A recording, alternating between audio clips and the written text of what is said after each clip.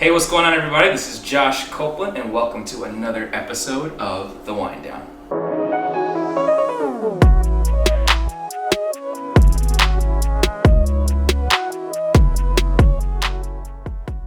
I am so excited for you guys to join me today, man. I tell you, I had a long week. How about you? I know I did.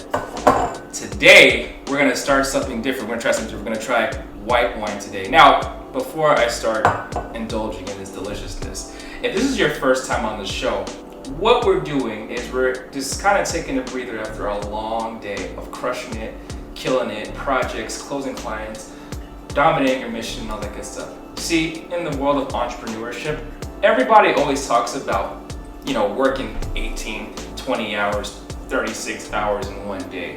But nobody ever talks about the yin to the yang. Nobody ever talks about the part where you're supposed to relax and chill and vibe and then plot and plan and scheme to take on your vision for the next week and the next day and the next month and the next year, next quarter, year, whatever the case.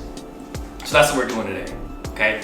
I want you guys to be able to have a glass with me, chill, and talk to me about what it is you're going through.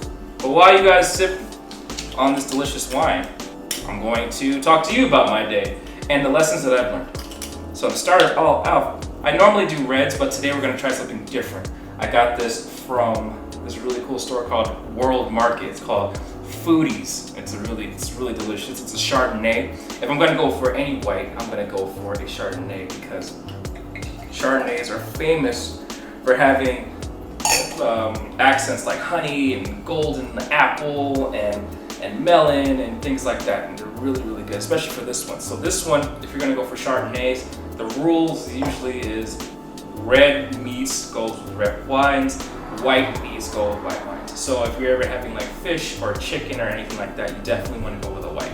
And if you want to go a little bit on the sweeter side but not too sweet, Chardonnay is your best bet.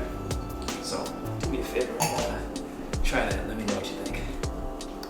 I'm gonna try some myself. I have been waiting for this all day. Now, socially, I like to go for reds, but this is a special occasion. Oh, and before I drink this, public announcement: do not put wine in the fridge. If you are gonna put it in the fridge, only white wines. Do not put red wine in the fridge. If you do, you need Jesus. And that's all I have to say about that. On to the wine. As you can see, I told you I had a stressful week. I need to calm down. Oh. It's freaking delicious. One more time. So there's a lot of people who watch the show, The Wind Down, and they're aspiring entrepreneurs. There are people who are not. Either they are entrepreneurs and they're not making as much money as they want to make, or they're on the brink of choosing to be an entrepreneur, but they haven't made the right decision because they're scared. Well, let me tell you this story about the legendary Spanish conquistador captain Hernando Cortez. Back in 1519, he led his army of 500 soldiers, 100 sailors, and 11 ships to Mexico to take over the Aztec Empire. And the moment that they got there, they realized they were enormously outnumbered. And so his warriors, his sailors, they all kind of looked at him like, dude, there's no way we're gonna be able to capture the treasure that the Aztec. There's just thousands of warriors. We're not gonna stand a chance. And so the Captain Hernandez kind of thought about it for a second, and he goes,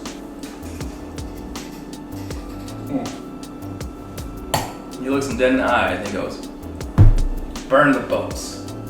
We are not leaving until we get that treasure, right? And so they burnt the boats, they burned everything, and then they cut themselves off of any other option but to win.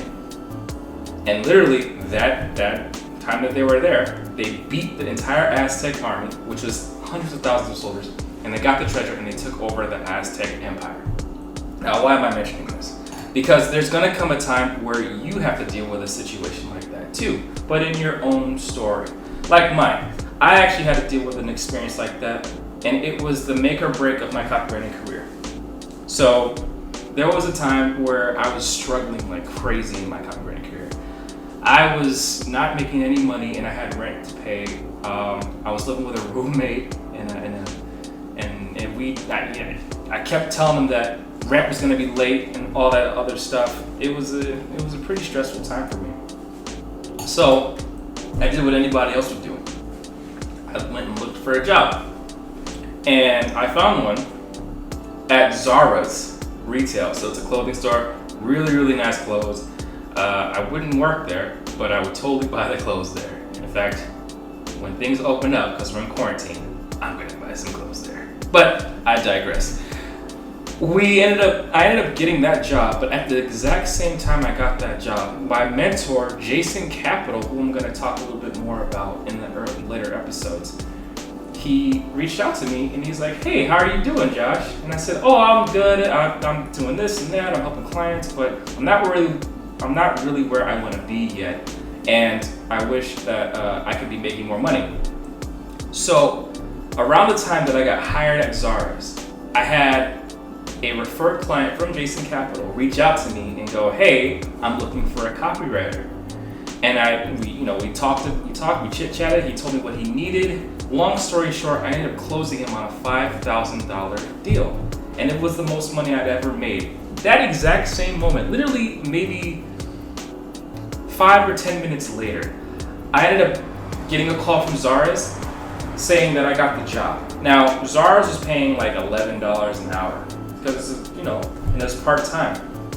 But what I didn't realize is that Zara's, their schedule was all over the place. 1 minute I'm waking up at 5:30 in the morning and working until 11 o'clock in the morning. And in other moments I'm working from 1 o'clock p.m. to 9 o'clock p.m. all the way to close. And doing this for about a week or so, I didn't have any time to write my copy. I didn't have any time to sit down and think. I didn't really have much time, even though this was supposed to be a part-time job, right? It was really hard to come up with a set schedule to be able to write. And during this time, I almost forgot to mention, during this time I actually had an 8-figure copywriter, I won't say his name, but an 8-figure copywriter actually reached out to me and offered me mentorship, and I really wanted to work with him. But because my schedule was so all over the place, and because I didn't have any money, I needed to work my job to be able to pay his fee. I had to pay him like $750 a month for coaching. And he was willing to give me a $5 discount, a $500 discount. I was like, it's $250 discount, so $500 is what it was. And I said, cool. So I hustled. The day I got paid, the day I had the money to give it to him, I sent him the money via PayPal, and he sent it back saying, "I'm sorry, but you missed the deadline." And I said, "What?" I was heartbroken. "I'm sorry, you missed the deadline. It's not that I don't want to work with you. I just have morals, and I can't betray them. So, I wish you the best."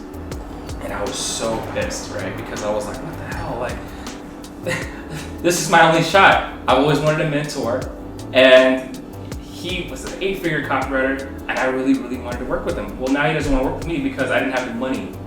So I was like really bummed out. So I was stuck at this job that I hated after a while. I liked the people there, but I didn't like the job. I didn't like working there. It was annoying. Anyway, now I'm in a situation where I don't have anybody to look at this copy for me. So now I'm on my own. I have to do my very best to make sure this copy is good. I got the client that's like, "Hey, I need a first draft done by Wednesday. Can you make it happen?" I said, "Sure." I hadn't even started writing the copy yet, and it was Monday. And this is a long form sales letter, so if anybody who's a copywriter, you understand how long form sales letters work. They can be anywhere from 25 to 50 pages. Luckily, it was like 20 pages, right? So I had to get this thing done I had to get a draft done by Wednesday, otherwise I was gonna miss my opportunity. Meanwhile, that Tuesday, I got booked a job. It was Wednesday. Yeah, Wednesday, I got booked a shift from 1 to 9. And I was like, oh my gosh, this sucks, right?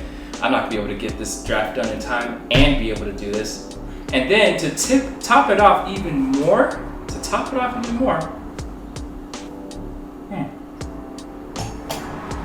one of my best friends comes down from, I was like Kansas City, Texas. I don't remember where he came from down. I don't remember where he was coming from, but he came down, and I hadn't seen him in years. And not only that, but he had a wife now, and he had a baby girl that I have never met, and I was so excited to see him. I said I was going to see him, but he was only in town for that one day, for that Wednesday. So I had to make a decision. Either I could quit this job, go with this sales letter, and put all my money on this sales letter, bet on myself, make this thing work, and then be able to see my friend, who I was probably never going to see again, or not see again for another couple of years. Or I could put all of that on a back burner, and I can go to this job, work it from 1 to 9 or whatever they wanted me to work, and risk the opportunity of a lifetime because it was safe. So I sat there and I thought about it, and I said, you know what? No, this is my dream, and I'm gonna make it work. That day, that Wednesday, I walked up to Zara's and I told them I quit. And they were upset. You know, you can never work here again. 2-week notice. I said, I'm sorry, I can't do it. I'm just kidding. I totally put in a 2 weeks. I'm not that much of a jerk, right? But I did quit, and I told them I couldn't work that day. I drove home. I drove to the library because I was close to my friend who was just coming down, and I cranked out a first draft of that sales letter. And I mean, I didn't even have time to check grammatical errors. I was on crunch time because I needed to get it done. And on top of that, I wanted to see my friend who was not going to be in the area for much longer because he had to go back to his hotel and then fly back to Texas. I have to ask him about that. Ryan, where were you at if you're watching this? Anyway, you'll tell me after when you watch this episode. But yeah, I didn't have enough time. So I cranked it out, and then I was able to crank it out and finish it, and I was able to go see my friend Ryan and his baby girl, and it was amazing. That day, or that next day, I get a message from the client. He said he absolutely loved it.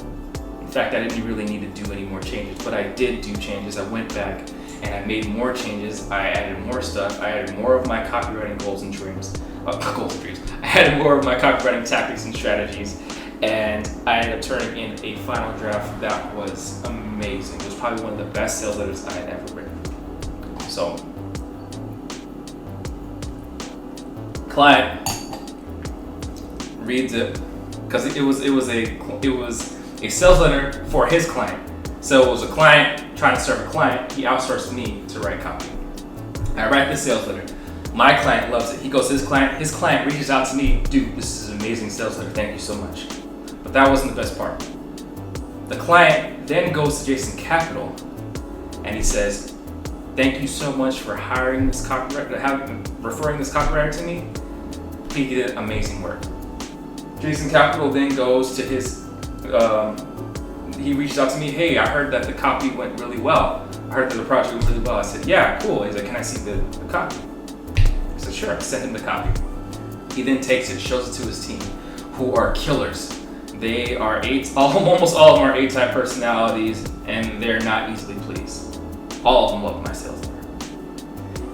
And then a day later, Jason Capital reached out to me, hey dude, I think you have potential, but you could use a little more training. How would you like to be mentored under me to be one of the greatest copywriters in the world? And the best part about this was he's like, and I'll pay you.